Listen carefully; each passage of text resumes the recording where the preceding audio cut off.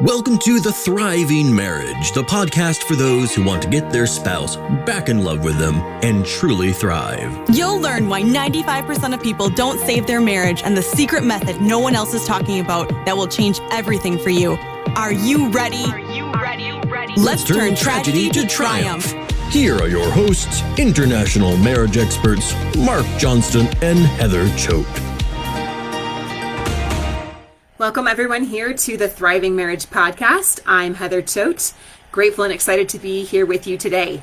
My business partner here, Marc Johnston, the head marriage coach, he's not feeling good today, so I'm going to run the podcast solo and sending him lots of healing. So excited to be here with you guys, and today we're going to be talking about how to talk about anything with your spouse and be accepted. Now, those here in the Thriving Marriage group, I can see some of you joining me live. Let me know that you can hear and see me okay. I'm, again, testing my new mic, so I'm trying to make sure that it is working correctly.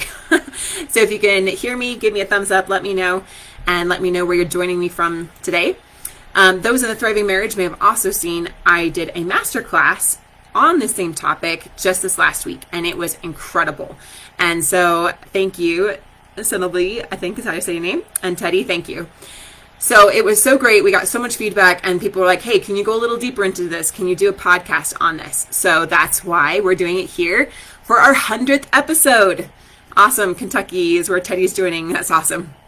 So 100 episodes of the Thriving Marriage Podcast. I think that deserves a round of applause, a big high thrive instead of a high five. And I'm really excited to be able to share something that's really important to me on this centennial podcast. So before I go into how to talk about anything and how to be accepted, I really want to know what's one thing that's holding you back from being able to talk to your spouse about anything. I posted this again in the Thriving Marriage Facebook group, and I'm going to read some of your answers because we got tons of comments, but I'd love to know as you're joining me live today too, what is the one thing that is holding you back from talking to your spouse about anything, all right? Because we want to get some clarity and some solutions to that today. Before we go into that though, I'm going to share our client win of the week, and this one comes from Holly. She says, huge win. He will leave the other woman and focus on his mindset. Hold on a second. Let me expand this. We always do this live, and it's not always techie working. Okay, so I'm going to start over. All right, Holly says, huge win. He will leave the other woman and focus on his mindset and make every effort on our relationship. It will take time. We want our marriage to be successful and not fall into the same routines or de-stress it once was. And then she says in the comments here, praying for each of you and your families, we shall come out stronger, more courageous, and our best selves through all this pain. I know it and I feel it, right? And so going through this process, if your spouse is having an affair, if they say, I love you, but I'm not in love with you, if they're wanting a divorce, if there's just separation or tension, or you're just really dealing that I'm not as close to my spouse as I'd like to be, there is some distance between us. We're going to talk about how we helped Holly and many of our clients here at High Thrive Coaching be able to get to that point where they're not just surviving their marriage, right? But they're truly, truly thriving. So let's dive in here. I'm going to go see if I can get some answers from you guys about what is the biggest thing that's holding you back from being able to talk to your spouse. And like I said, I posted this question in the group, and we got like 61 comments. So I'm just going to read some of them. He focuses on negative old stories that literally have no bearing on me whatsoever. The judgmental questions that follow what I say. Judgmental, or we both think we know everything, so we butt heads, right? I try, but she deflects and can't be open and honest. That's why we're in separation. Stonewalling. Won't talk to me about anything but us. Either plain out ignores me, says I'm lying when he questions me, or just doesn't listen to what I'm saying. All right. She hates my guts, it seems. We're only co-parenting these days. You can only take so much of projection, like they're projecting onto me. Not much. We can pretty much talk about anything. Sometimes it may take me a while, but he notices and drags it out of me. Yeah. It used to be fear of potentially negative outcomes. No longer is fear going to prevent me from living a happy and fulfilled life. Love that. Possibly hurting each other's feelings due to the honesty. Using it against me later. Fear of the answers. Feeling like I have no idea who they are anymore. Saying, I love you, but I'm not in love with you. He isn't interested in listening to me. The fear that I'm not important, right? That my needs go unheard, or he gets mad and turns it into his situation. Yeah. They've checked out. They don't really want to talk to me. It's their fault. Yeah, fear of pushing her further away than she already has been. Her reactions, on and on and on. Communicate, the fight, wanting a divorce, not interested in talking, defensive attitude. I'm hearing a lot of these same things. There's some big common factors here. So as you guys are watching live, let me know. And as you're listening to the replay of this, really think about, why are you holding back from being able to talk to your spouse about anything? I'm hearing it's a lot of like this judgment that's going on, that we feel like we continue to butt heads, that always turns into an argument, that they always take it and twist it to something negative. And then a lot of you are saying that there's some severe trust challenges, even from affairs to just broken trust, not being open, not being honest. So let's get some clarity on what is causing that to show up for you and what we can do about it. So today I'm going to share with you the 3 pillars of a unified marriage. Okay? So let's dive into some of the content. You guys ready? All right, awesome. So the very first pillar of having a unified marriage being that neither of us are perfect, but we're in this together and we want to work this out together. And we are striving to become one, right? Having that unity. It's that feeling that I can fully be myself and I'm accepted. You can fully be yourself and I accept you. And we put down the blame game, we put down the judgments, and we simply love each other and celebrate each other, even in our differences. Unity doesn't mean that we're exactly the same, but it means that we have a unified purpose and unified goal, and we have intense, amazing, beautiful connection that feels really fulfilling to us instead of draining. Sound good? All right. So the very first pillar here is to tell the truth. All right. So this means telling the truth to ourselves, to our spouses, to our children, to our coworkers, to our friends. Just being able to tell the truth. And here's some of the things that I've seen happen now that we've been working, I say this every single podcast, but tens of thousands of couples, just like you guys around the world. Here's what happens, what I've seen when we don't tell the truth. And I've experienced these in my own life as well. The first thing is that we start to lose that deep, intimate connection with our spouse. When we hold back because we don't want to hurt them, or because of how we're afraid of how they're going to react, or we're afraid that they're not going to be open with us, that they're not going to respond well, right? All these different things, we start to diminish that connection. If you've been following the podcast for a while, Marc talks about the vulnerability, intimacy connection, that there's a connection between how vulnerable we are and how intimate we feel. And the more vulnerable we are, the more intimacy we actually have. But when we don't feel like it's safe to open up, safe to be fully honest, now we have to go to a shallower level of connection because we aren't willing to be vulnerable, or our spouse is not willing to be vulnerable. So we're going to need to have to create some safety there so that that can occur for both you and your spouse. I'll go into that a little bit later. But for now, why it's so important to actually tell the truth. What about when we don't tell the truth even to ourselves? What happens is that we start to lose the ability to hear our true inner self. You can call it your soul, your inner self, your true self, your heart. You lose the ability to really hear that deeper part of you that knows truth. It's kind of like we start to tune it out. It's always calling us, and it's calling us to life. It's calling us to love. It's calling us to celebration and connection and joy. But if we tune it out, then we can no longer hear it, right? Just like if we tune out something, I have 8 kids, so sometimes I go into autopilot mode and I start to tune out all their voices and their demands. And then all of a sudden they're like, Mom, Mom, Mom. I'm like, what? And I'm like, I've been trying to talk to you for like 2 minutes. Oh, I'm sorry. I totally tuned you out, right? And so we can do that even with that deeper part of ourselves. What happens when we start to tune out that deeper part of ourselves is that we start to feel hollow. We start to feel insecure, and we start to have a lot of anxiety. If we're not having this kind of deeper connection with our spouse or even with ourselves, it starts to feel very shallow and very fake. And I'm remembering teaching, working with a client here. I'll change her name to Mary, but she felt like she had to be a false version of herself just to be accepted or just to try to be loved by her husband, because who she really was, she put herself out there and felt rejected, felt like it wasn't received well. And so then she tried to be what she thought he wanted. All the while she was starting to say things like, I've lost myself. I don't even know who I am anymore. And had deep insecurity both in herself and with him, because it's not built on a strong foundation when we're doing those things, right? It's built on a really sandy foundation. I don't know how many of you guys can relate to that, but it feels kind of like you've got quicksand on your feet and you're constantly having to shift and move because the ground's moving underneath your feet and you don't have anything really stable to hold on to. So then anxiety starts to really increase. We start living in more and more fear. And the more fear we're in, the less safe the relationship feels with ourselves and with our spouse.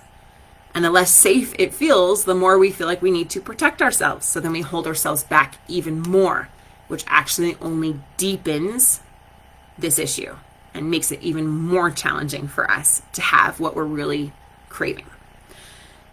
If we continue on this path long enough, where we feel like it's not safe to open up, where we're not truthful with ourselves or other people, then we start to lose hope that life really is going to be anything different than this, or any better than this, or that we could possibly even change things. And we start to slip into depression. We start to feel a little hopeless, like I'm never going to get there, I'm never going to get it right, I don't even know who I am anymore, I'm just going to kind of stop trying, right? We get into that hopelessness.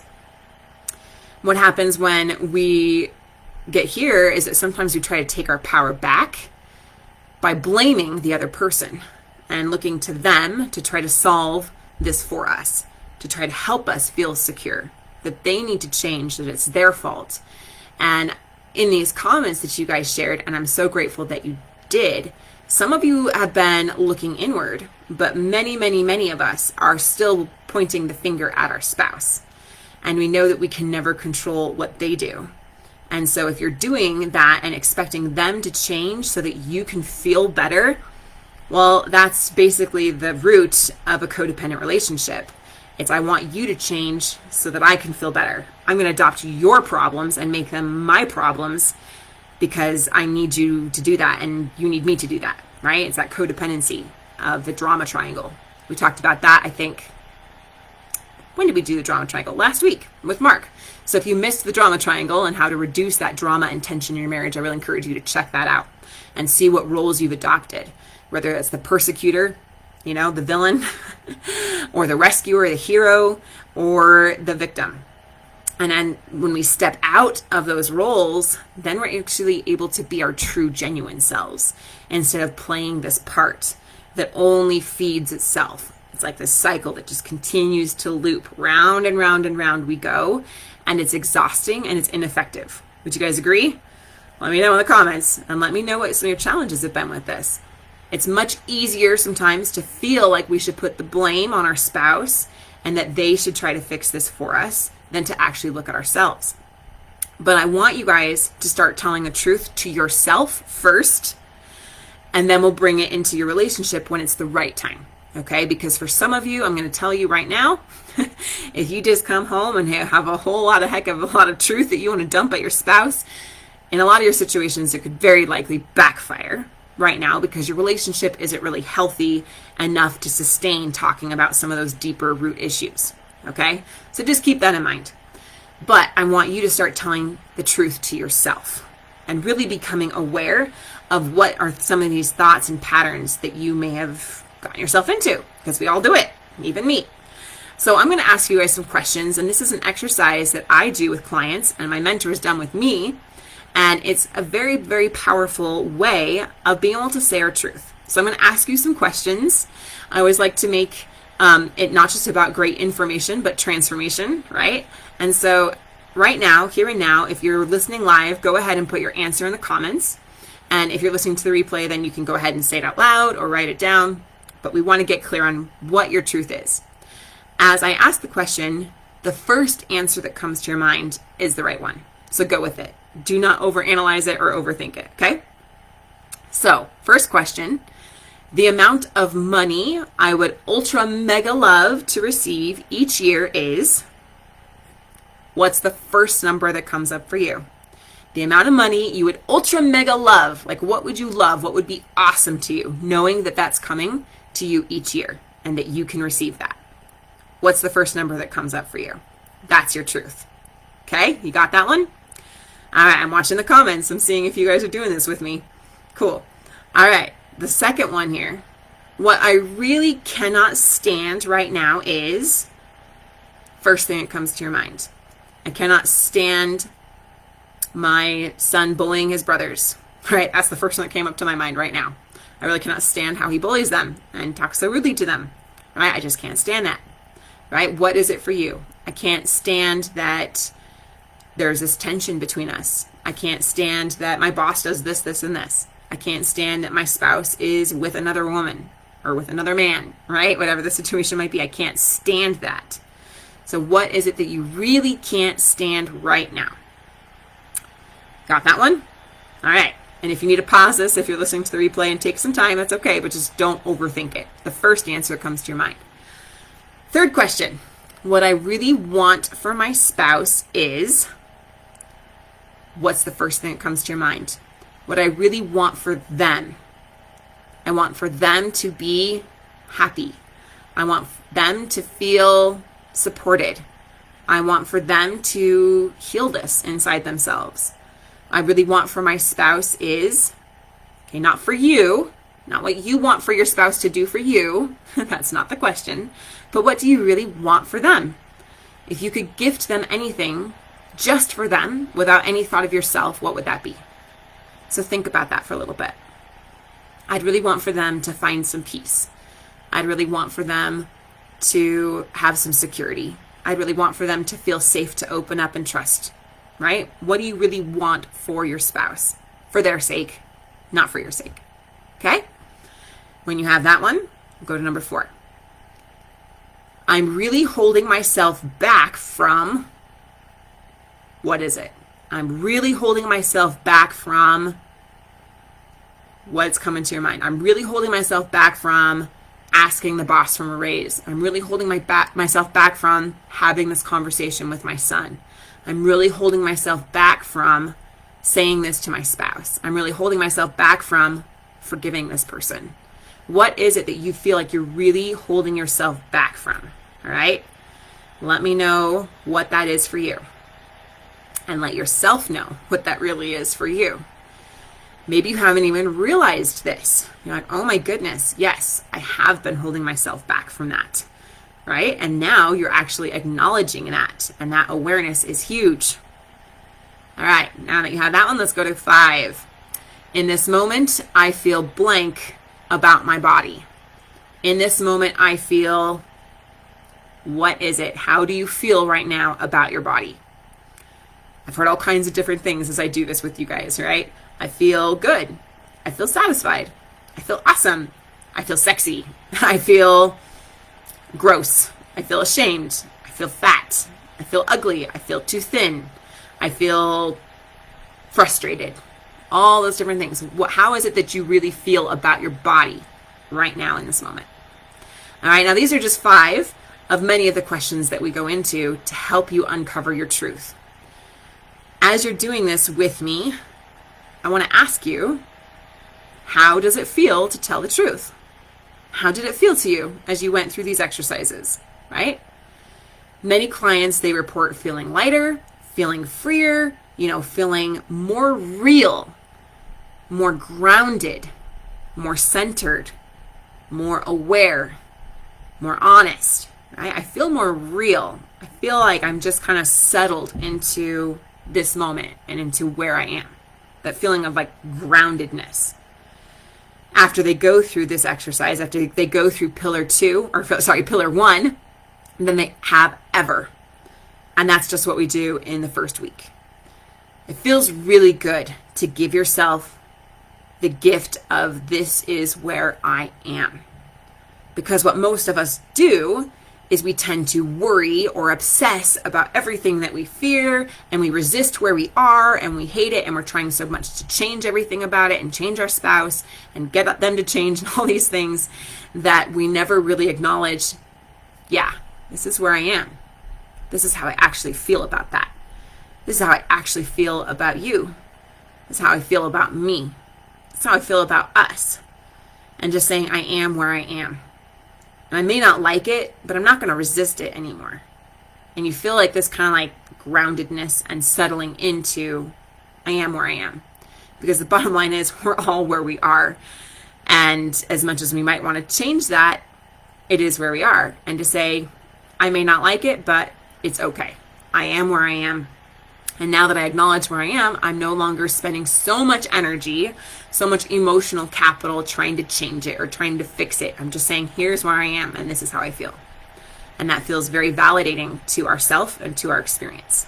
All right, so let me know. I'm still watching the comments. Maybe my internet's lagging a bit because I'm not seeing any come in. So let me know what your experience with telling the truth is to yourself. So free yourself. Tell the truth to yourself. And eventually, when your relationship is in the right place, we'll let you know when it's the right time to tell the truth to your spouse.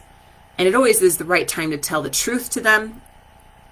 What I'm trying to help some people that are in a very serious situation with their spouse really pulled away from them, really resistant to working on things, is like barreling into deep issues that maybe your relationship isn't yet ready to handle. Above all, we should always be as authentic and true as we can, no matter what, right?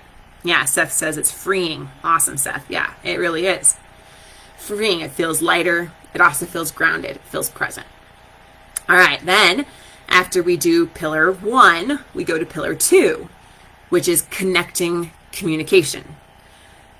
Like out of these 60-something comments that I got here on the post, almost every single one had to do with either trust or communication, which really comes down to connection and communication.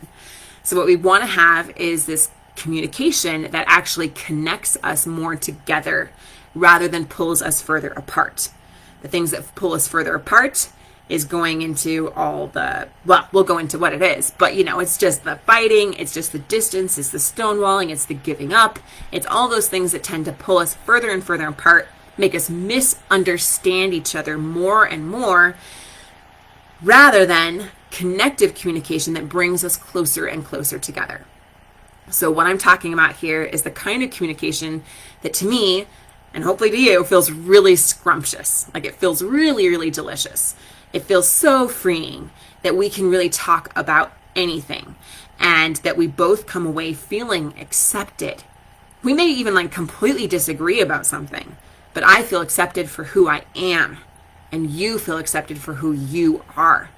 And we come away filled by the conversation rather than drained by that conversation. That's the kind of connecting communication we're talking about. It goes a little beyond just being respectful and friendly, although that's certainly great progress if you're currently not respectful or friendly. It's going a little bit deeper to having some of that vulnerability. And as you're having some vulnerability and able to really be yourself and really talk about anything, and you come away accepted, oh my goodness, you're just wrapped in blankets and yumminess of intimacy and connection. That's so deep and so powerful, okay?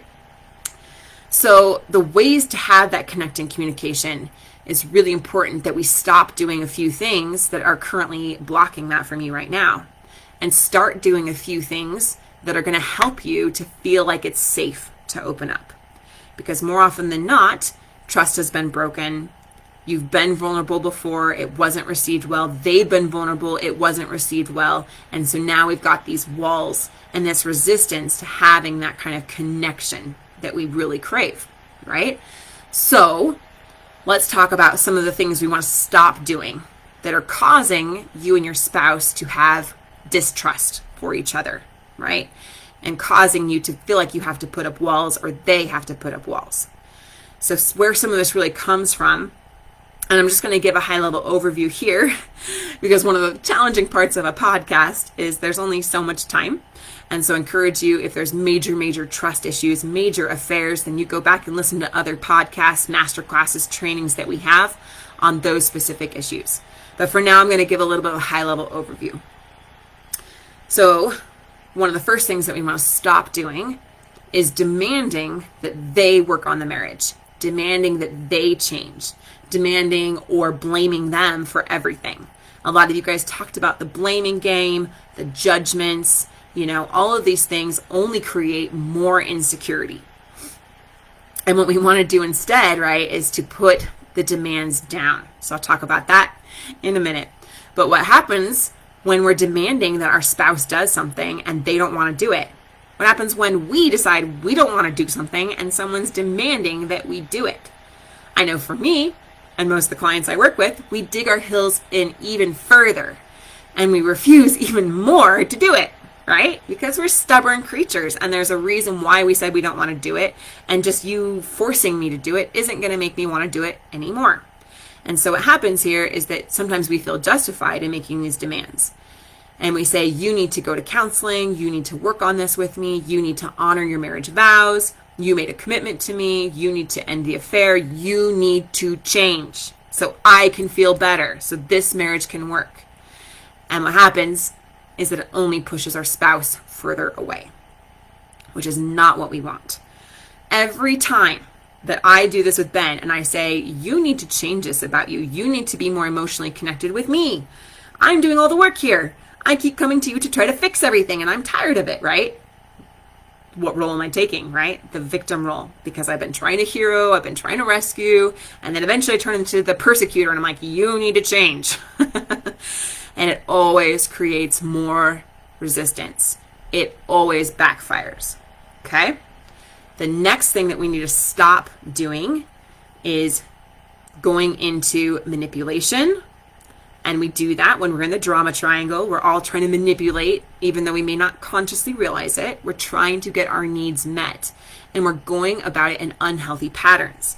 And one of the hard things to do is recognize the unhealthy pattern that we're in. But it's one of the most freeing things to do ever. Even last night, I recognized, oh, there it was. I was stepping right into victim. I was wanting you to change and you to fix this for me because I wanted you to change so I could feel better, right? And it's beautiful awareness to see how those patterns play out in ourselves and in our lives and with our spouses, right? But when we try to manipulate, it always backfires. It's very ineffective. It's exhausting and it's overwhelming. And it will create more and more distance where it doesn't feel safe. No one likes to be manipulated into giving their spouse what they need. And even if you get what you need, but you know you did it through manipulation, it still doesn't feel secure, right? I mean, who's with me? I'm going a little bit deep into this and I hope that you're able to follow. But when if I manipulate my kids into doing something out of just threats, I'm like, if you don't clean your room, you're grounded for 2 months, right? And then they do it and they just do it out of me threatening them. It never feels as good as if I just show them and teach them responsibility and have them take responsibility for the consequences of their actions and they have a desire to do it themselves, right? That feels so much better.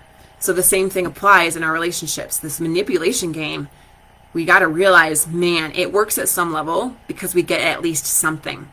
But you don't want to just settle for something because it feels yucky underneath. You want to be able to have, like I said, that strong foundation, this deep, beautiful connection. I accept you, you accept me, even though we're very different. It's a beautiful, beautiful melding. Marriage, right? Marriage is literally the word that we use for bringing together two things and bringing them together as one. So then the next thing we want to stop is the begging, the pleading, the acting out of desperation. Sometimes we get so much into fear that we get into this desperation, this fight, flight, or freeze mode, right? And we say, please don't go. Please don't leave me. Please come back. Please give me another chance. Please forgive me. Please, please, please, please, please. I'm so desperate. I'll do anything. I'll do anything if you will leave the other person. I will be everything that you need and more. I know that I'm better than them, right? Come back to me. I know that if you give me another chance to make this work, that we will do it, right? And I understand that at a certain level, like that might seem like a good idea. But what happens when we're with someone that's begging us and pleading and full of desperation and anxiety? We sense it, and your spouse can sense it, and it doesn't feel safe. And if having this deep connection and this deep level of intimacy, this deep bond is what we're going for, then we want our spouse to feel safe. We want to be a safe place for them and for them to be a safe place for us, okay? And then the last part here is just freezing out of fear and giving up, right? Sometimes we do nothing because we don't know what the right thing is to do. And so we just freeze and we end up doing nothing. And what happens if we do nothing is that our spouse will just pull further and further away from us because we are choosing by default what result we want. So a lot of people will get into this place where like, I'm just giving up. There's nothing else I can do. And sometimes that is true, but more often than not, in fact, what we've seen is like 95% of the time, it's actually not true. There are things that you can do and that this relationship can be saved and it can be the healthy, beautiful one that you really want to experience. The bottom line is that you just haven't had the right skills to know how to turn it around. But they are skills that can be learned. Just like we can become aware of the drama triangle and what roles we're taking on to try to manipulate to get our needs met, we can learn how to have this kind of connecting communication, okay? We can learn how to process through those emotions of fear to get out of fight, flight, or freeze mode. If there is one thing, well, there's a couple things, but this is one of the biggest things that I could help people understand is that more often than not, we are like animals on instinct and we are in survival mode out of fear.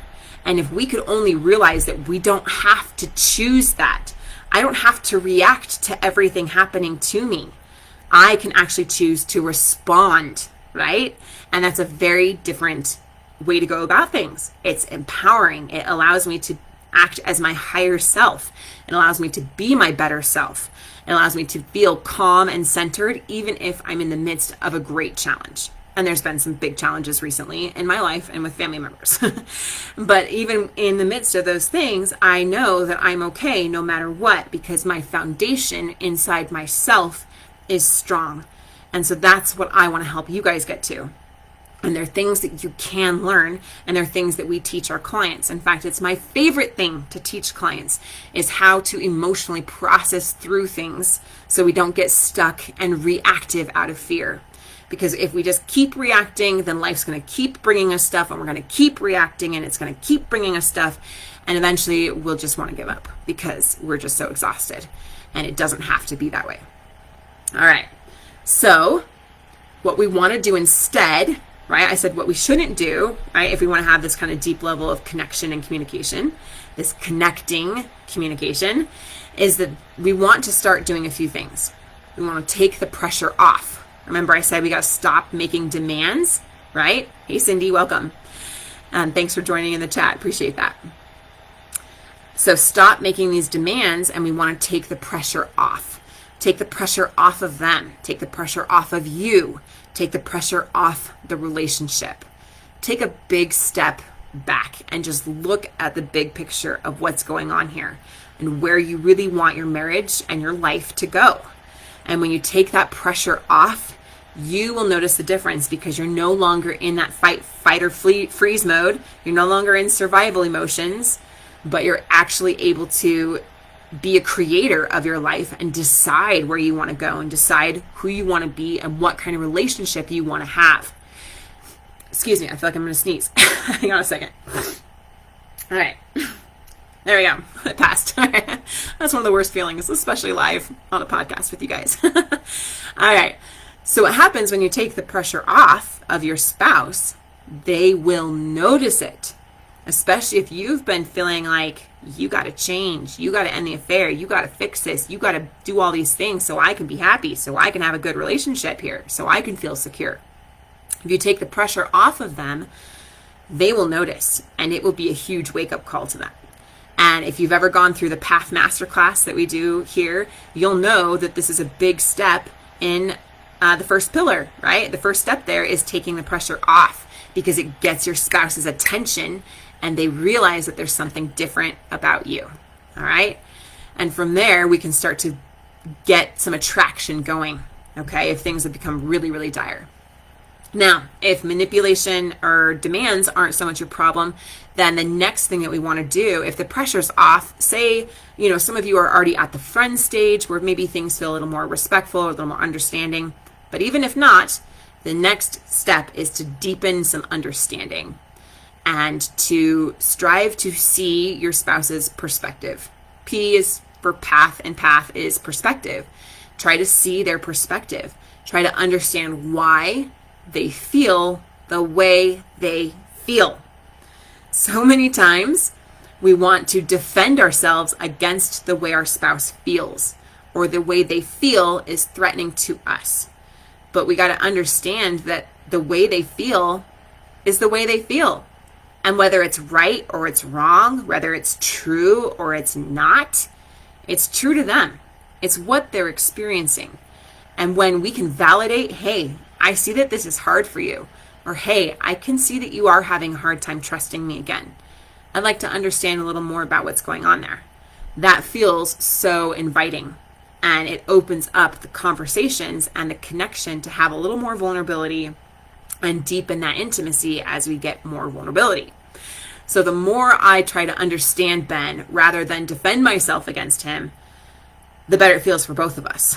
When I try to understand him and see his perspective and see where are you really coming from, why do you feel this way, then it's like, oh my goodness, first of all, I realize most of my so-called perceptions about him were wrong. They were a story I made up. They weren't even true for him. And I can have some compassion and understanding for what he's going through. I may not agree with what he's doing. In fact, sometimes what we both do, right, is hurtful or destructive or damaging. So I'm not saying that we excuse their behavior, because what they're doing still might be very unhealthy and damaging and destructive and painful, heartbreaking, right? But we can see where they're actually coming from and what those deeper things are that are going on inside of them. And then from there, we want to, as we validate them, that will feel so amazing and connecting to them. And the whole thing that what we're doing here with this connective communication is we're bringing things closer together. We're striving to understand each other. We're striving to cross that bridge. I got, the chasm I've talked about earlier in the podcast, years ago when we started. Like, I'm over here and they're over here. It's like this huge gulf between us. And so we're trying to create this bridge of intimacy that's going to connect us together. So what it's really about is about giving and receiving feedback. And Marc's talked about this before in really beautiful, powerful ways. If you're one of our clients, you know that this is one of the foundational pieces of being able to communicate. Is I need to give you some feedback, and then I need to be able to receive feedback that you give me. And do this in a way that is respectful and is compassionate as much as we can, and is really clear. That's one thing we talked about last week, was those clear requests. Sometimes we think that our spouse should just read our mind. And Ben tends to fall into that category. He'll just kind of complain about something. I complain, I don't have a big voice in this relationship. You don't listen to me. You don't respect me. He'll say things like that. And what we're working towards with connective communication is saying, when you did this, I didn't feel respected. So my request is that we find a better way to do that. My request is that when I ask you to drop a subject, that you respect that. Right? That's my clear request, instead of a complaint or nagging or just stonewalling and shutting you out altogether. Do you guys see how that could benefit you in your relationship with where you're at right now? Let me know. This idea of being able to give feedback and receive feedback. And also is the giving of the feedback. If I just take all of his feedback all the time, but I never give any to him, then I will start to feel resentful that I'm always having to hold everything inside. I'm trying to make it so perfect. I'm trying not to hurt his feelings, right? And maybe I'm not even recognizing it for what it is. I just know that something's off. So I, in turn, need to be able to give that feedback as well. And that's, John Gottman talks about that the ability to heal and repair is one of the most important aspects to having a relationship work long term. All right, so as we've been talking about this connecting communication, I want to ask you guys, what do you think is going to help you get there the most? And these are some of the ways that we help our clients, and let me know which one you feel like would be the most helpful for you. You know, would it be having a coach like us tell you exactly how to respond to conversations with your spouse, to texts that you get from your spouse? This is actually a really big one, and we get this all the time. We'll get over in our email support or on a session here, my spouse just sent me this text saying, you know, whatever, and how do I respond to that? Saying, I love you, but I'm not in love with you. Saying, stop texting me, you should just move on. I want a divorce, it's over. Or what do you do when they start calling you every bad name in the book and blaming you for everything and saying, I am having an affair? Like, how do you respond to that, right? How do I do this in a way that's going to be healthy? How do I process through those emotions? Would that be helpful for you? Is that something that you feel like you need to be able to have connecting communication? Do you feel like you could use, you know, how you may be unintentionally pushing them away, to have us show you how you might be doing that? Oh my goodness, like 60 comments here on the Thriving Marriage. We've got all these people watching live. Like, I talk to you guys every single day, and what I hear from you is that you care so much about your spouse. You care so much about this relationship. You want it so badly to work. You want so badly to be able to heal and have this great connection with them. And so many of you are trying so hard to do the right things. And what you don't often realize is that you think you're doing the right things, but they're actually backfiring. And you don't even realize it. And you're like exhausting yourself trying to change and work on yourself and do all these things for your spouse, like everything that they said they need. And you're trying to become that person for them. And what you don't realize is that all your efforts, while well-intended, are actually backfiring. And they're just ineffective because you haven't known, or you've received some really bad advice from your friends or even counselors, you know, whoever, and it just isn't working. And so that's how we can show you how you may be unintentionally pushing them further away. So you no longer do that. Is that helpful to you? Would it be helpful to you to know how to take the pressure off so your efforts don't keep backfiring? Right? I talked about taking that pressure off, and it's one of the biggest challenges. It's like, how do I let go of that fight, flight, or freeze mode? Show me, Heather, how do I stop just reacting emotionally? How do I actually be a creator of my life and get to where I really want to be? Would it be helpful to know how to have the hard conversations that maybe you've both been resisting? Right? Maybe both of you are resistant to having these conversations. Maybe they've been needing to I'm getting tongue-tied. Maybe you've been needing to have them for a while, and you're just like, I really don't know even how to bring this up. Would that be helpful for you? Cindy says yes. Teddy says yes, coaching would be great. Cindy, yes, it would be helpful. Awesome. And so that's what we can help you do. Most likely we can help you get there. So there's one more pillar to this. I'm trying to decide. I think it's too good just to rush through. So we're going to create a part 2 of this and have Marc come on and go even a little bit deeper into this thing. But the next pillar, I'll give you a little bit of a teaser, is about core beliefs, congruency, and accountability. And this is how we really connect with the truth of who we are and the truth of who our spouse is. This is where we get to heal the childhood trauma. This is where we get to feel like we have that really solid foundation inside ourselves. And it's where we're like, oh my goodness, this is me. This is who I really am. And you no longer feel lost or shallow or hollow or insecure or feel like your relationship is just surface level.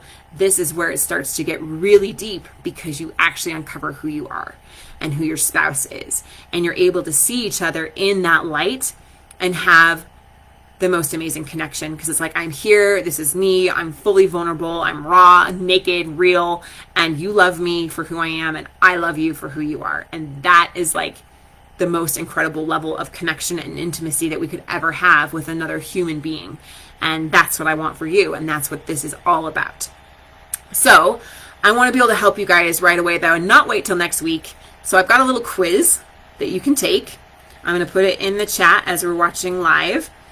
Let me see. I left out the T. It's highthrivelive.com/trust. Okay. It's a free quiz. You can just go ahead and fill it out. And this is going to help you see if you can restore trust with your spouse, if it's possible for you to have this level of unity in your marriage, how you might be unintentionally pushing them further away, and then what the best step is for you to move forward with that knowledge. So it's highthrivelive.com/trust to fill out the free quiz if you're listening to the replay.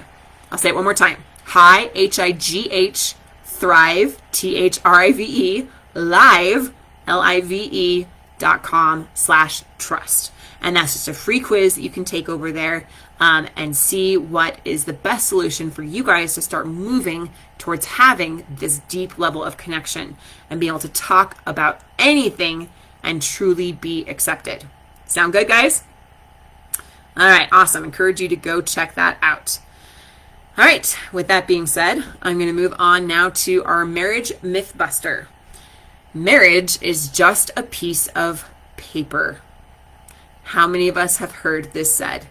I feel like the last probably 60, 70 years, maybe probably around the 60s. Of course, I wasn't born yet, but that's when this idea that marriage is just a piece of paper came about. And so what does marriage really mean to you? I'm curious to know, as you guys are watching live and as you're listening to the replay again, what does marriage really mean to you? Is it really just a piece of paper? Is it really just a legal document? Is it really just a contract? Or what does it really mean to you? So for each of us, that might be a little bit different. But to me, marriage is how we're able to really experience the deepest levels of connection and intimacy that is possible in this life. There's no one else that I get to have that level of vulnerability with than my husband. And so that is how I'm able to experience greater levels of trust and connection and joy. It's a great teacher as well, right? We get to learn so much by having this relationship with this partner in this way. And it's one of the most challenging things, but definitely one of the most rewarding things as we work together, as we grow. Every single challenge that life brings us, I believe, is there to teach us, to help us to become better. Yeah, so Paul says it's a life partnership. I'm your partner. We're equal partners in this. We're teammates. How can we work together as a team on this thing called life? Going even a little bit deeper, I believe in God, and I believe it's the closest to godhood or goddesshood that we can achieve, because here we are in this co-creatorship. We're able to create life together, through reproduction, of course, having children, and we create a life and a vision together. And we have that deep level of connection, both sexually, physically, spiritually, emotionally, mentally, socially, all the levels, right? All the alls occur in this kind of relationship. And I believe that it helps us to become a little bit more like gods ourselves, gods and goddesses, and to step into that level of creatorship. We can either fall into victimhood, into fear, and into the blame game, and allow those cycles to continue. And we can choose that. It's for each of us, and that's okay. Or we can choose to step into our creatorship. And nothing is actually more beautiful or sacred to me than co-creatorship, of learning how to create with you, with this person that's my other half, right? And so that, to me, is what marriage really is. I do believe it's also divinely appointed. I believe that it is for our benefit and for our good, and it's for the good of humanity. That when marriages thrive and families thrive, societies thrive. And we can see that there's a lot of scientific evidence behind that. A lot of intense, incredible global studies have done, cultural studies have been done, that when marriages are unified, when they're close, when they're connected, when they're healthy, then families and parenthood is close and connected and healthy. And when families are close, connected, and healthy, then societies and cultures are close, connected, and healthy. And so it just has that ripple effect. It starts within me first. So I need to become trusting of myself, tell the truth to myself, uncover who I really am, and then bring that into my marriage. And as I become one with myself and with my creator, then I bring that to my spouse. And we call this Zion. Like there's a word that's said sometimes religiously, but the bottom line is, whether you're religious or not, doesn't matter. It's that idea that we're all really one, that we're all really connected, that we're all really part of a greater whole, and that we disengage from the illusion of lack and separateness, because every time we get into that kind of a mode, then it's me against you, and we've lost the connection. We've lost the connection because we've created separation, and that separation only creates more separation, which creates more anxiety, more loneliness, and you guys can see the fruits of what that is and how that feels. And one thing that's been really powerful for me is not just philosophically or religiously or spiritually or intellectually, yeah, we're all one, right? That's like a very Zen saying. It's very, I don't know, woo-woo or whatever you want to call it. All kinds of different religions, but everything all points to this, no matter what religion or culture or belief you have, is that at the end of the day, we really are connected. We really are one. And so that, going from like this intellectual knowledge or philosophical idea to feeling that actually in my body and connecting to that and really seeing this absolute connectiveness between me and Ben and everyone, creates this incredible energy of unity. And there is no lack and there is no separation. There is absolutely no judgment. And all my life I grew up in a religion and stuff, and you're not supposed to judge others. And I was always like, yeah, I'll try not to do that. I'll try. Oh, there I am. I'm judging again. I'm judging. Horrible me, right? And you go into the shame and the blame and all those things. And I never really embodied that until I got to this point now where I'm like, there is no judgment. I have no judgment for you. I have nothing but love, and nothing but love from you, and nothing but love for me, and nothing but love for everyone. And it's the most incredible thing to actually experience that. And it's been the most healing thing for me personally and in my relationship, because I'm just like, there's nothing but love. It's true. And that is what God or source or universe is. It's just absolute infinite love. And there's more for you than you could possibly realize. So the more that we align ourselves with that and receive that, the more we will experience it and bless other people's lives and give that gift of love and unity to others as well. So hopefully that makes sense. I don't normally go into all of the deeper, maybe more spiritual things, but this is the truth that I've found, and that's all I can do as, a servant here on the earth and a servant for you. I want to serve you. I want to help you and share with you the best truths and the best light and the best knowledge that I've been given that's allowed me to heal and allow so many of our clients to heal as well. That we do not have to be victims to circumstances. We do not have to let our challenges overwhelm us, and, that all of our mistakes define us and all of our spouses' mistakes define them. We do not have to just become victims to what our spouse wants or blaming them for everything. We can truly choose to create a life that is beautiful and blissful and joyful, even when there's the shadow, because there's always the light and the darkness to everything. All right. Tiffany says, I totally believe all of this, but I also feel we need to be ourselves too. So let me know what you mean there, Tiffany, because that's exactly what I'm talking about, is being ourselves and being true to who we really are instead of the illusions of who we are. So next week, that's a great way that I'm going to go into that. We're going to do part 2 of being able to talk to your spouse about anything and be accepted. And I'm going to go into pillar 3 there of being able to have these core beliefs, uncovering who we really are instead of these lies and these limiting beliefs that we've picked up on about ourselves, so that we can step into the truth of who we are and live with absolute peace and empowerment, that sure foundation I'm talking about, rather than the quicksand. All right, so that's what we're going to talk about next week. Thank you so much for joining me today. Guys, I know that life is really short and time is really precious. I'm grateful that you're here. And so let's choose to make the most of it now. All right, we'll talk again soon. Thanks for joining today. Thanks for listening to The Thriving Marriage, your A to Z blueprint for not just surviving marriage, but thriving. Until next time, my friends, thrive on.